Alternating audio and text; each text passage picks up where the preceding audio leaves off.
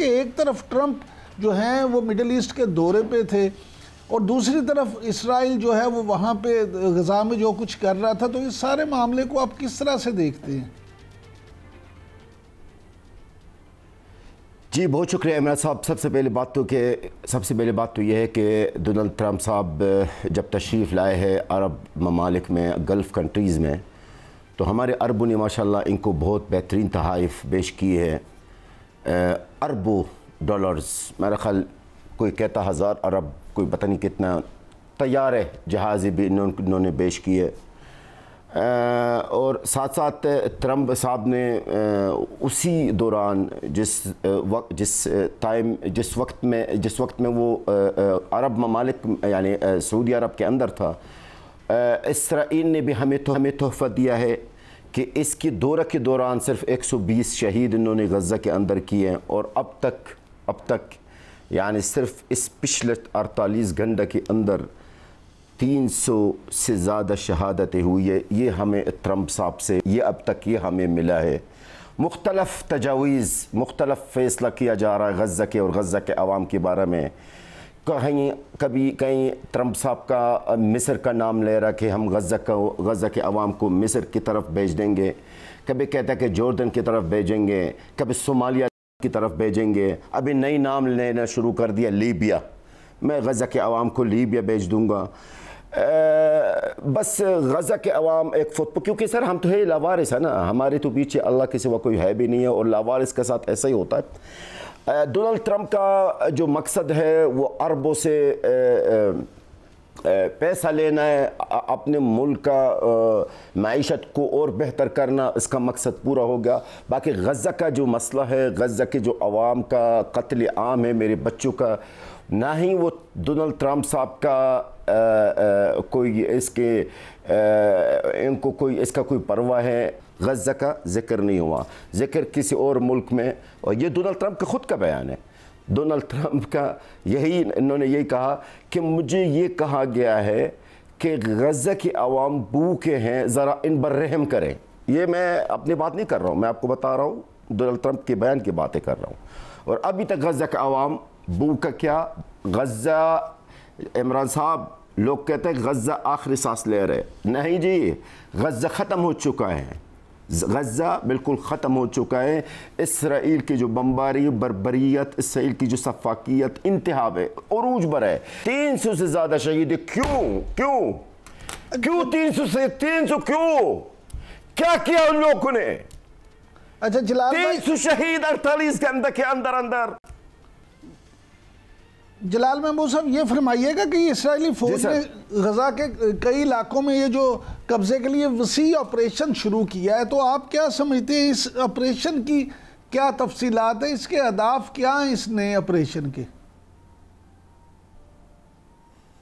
سر تفصیلات، اسرائیل نے پورا زور لگایا ہے، اس وقت انہوں نے پوری تیاری کر لیا غزہ کو خالی کرنے کا، غزہ کے عوام کو، غزہ کے اہل غزہ کو وہاں سے ہجرت پر مجبور کرنا، مطلب جبری ہجرت پر مجبور کرنے کی ان کی پوری پلاننگ ہے۔ مڈل ایسٹ کے غزہ کا نقشہ تیار کیا گیا ہے، غزہ کو بالکل خالی کرنے کے ارادہ ہے اسرائیل کا، اور انہوں نے جتنا اس وقت فورسز غزہ کی طرف بلایا ہے نا، جنگ کے 7 اکتوبر سے لے کر اب تک اتنا بھی نہیں بلایا ہے جتنا بلایا ہے اس بار۔ اور میرے خیال میں جو جنرلز پلاننگ، ان کا جو جنرلز اس کو بولتے ہیں جنرلز پلاننگ ہے، اس کو تعمیل کرنے کے لیے اس وقت اسرائیل کا بھرپور یہ ان کی کوشش یہی ہے۔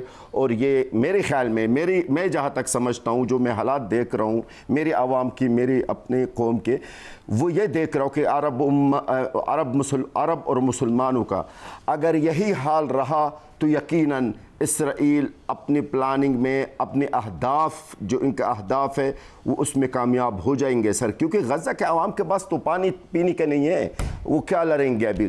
حماس جو لڑ رہے تھے 19 مہینے سے، اب ان کے اندر اتنے طاقت نہیں رہی سر، ٹو بی فرینکلی، بھلے لوگ کچھ بھی کہہ لے، کچھ بھی کر لیں ہم سے پوچھے سر، ہم فلسطینی، ہم غزہ کے، ہم خان یونس شہر کے، ہمیں بتائے اس وقت صورتحال کیا ہے. وہ اب میں نہیں سمجھتا ہوں. اب اللہ کی طرف سے اگر اور ہمارے مسلم عالم اسلام کی طرف سے اور عربوں سے کوئی مدد ہو تو شاید ان کی پلاننگ ناکام ہو.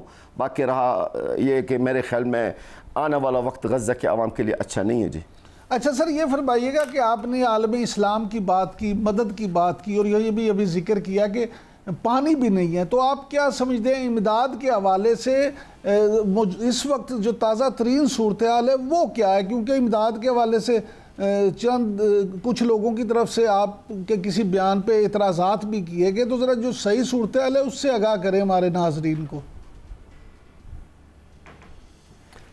بہت شکریہ جناب، آپ نے یہ سوال کیا مجھ سے. دیکھیں، سب سے پہلے بات میں اس خبر کا تردید کرنا چاہتا ہوں جو خبر گردش کر رہا ہے، کلپس بھی آ رہے، کچھ ویڈیوز بھی آ رہے کہ چائنا جو ہے وہ غزہ کے اوپر امداد گرا رہا ہے. یہ بالکل سراسر غلط ہے اور اس خبر میں کوئی صداقت نہیں ہے.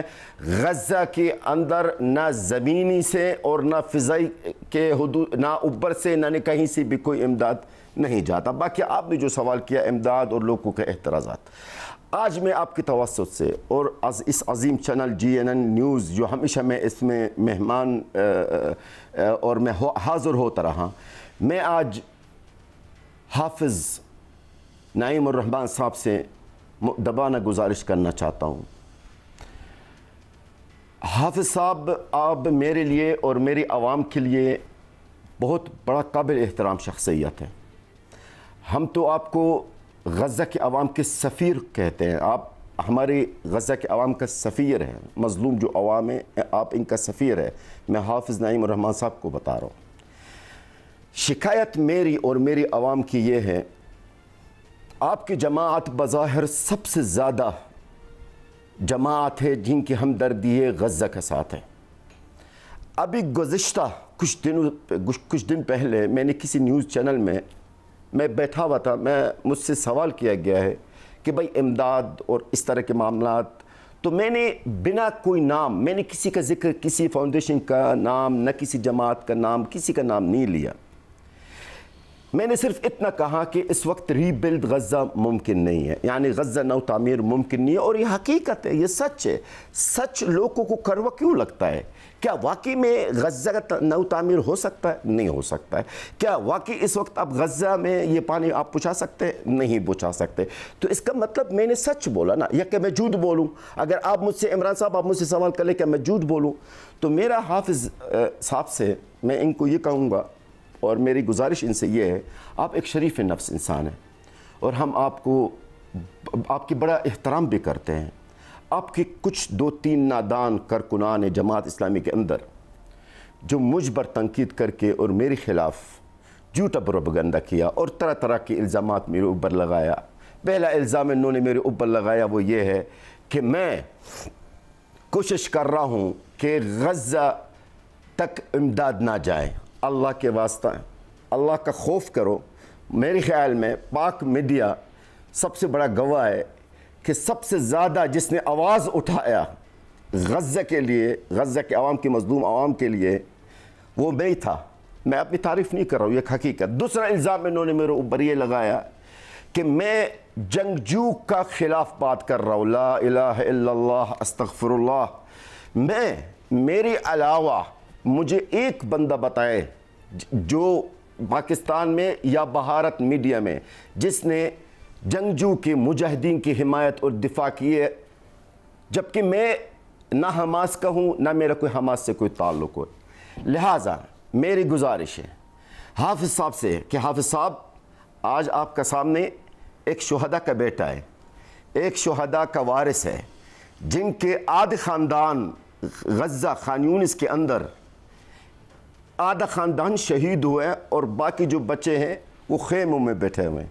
آج میرے آپ سے گزارش ہے اور میری عوام کی بھی یہی گزارش ہے، یہ جو 2-3 نادان لوگ ہیں آپ کی جماعت کے اندر، इनके खिलाफ सख्त कार्रवाई किया जाए, बिल्कुल ठीक, और इनको सजा दिया जाए। जलाल साहब जलाल साहब आपका पैगाम, सर आपका पैगाम अमीर जमात इस्लामी तक पहुंच जाएगा। आप ये फरमाइए कि अमेरिकी सदर डोनाल्ड ट्रंप ने ये जो कहा कि अगर ज़रूरत पड़ी तो मैं फ़ख्र से कहूँगा कि अमेरिका जो है वो गज़ा को संभाल ले और इसे एक आज़ादी जोन बनाए जहाँ के मुस्बत तब्दीली आए, आप उनके इस बयान को किस नज़र से देखते हैं? इसके पीछे क्या वाकई ही गज़ा का एहसास है या कोई नई चाल है?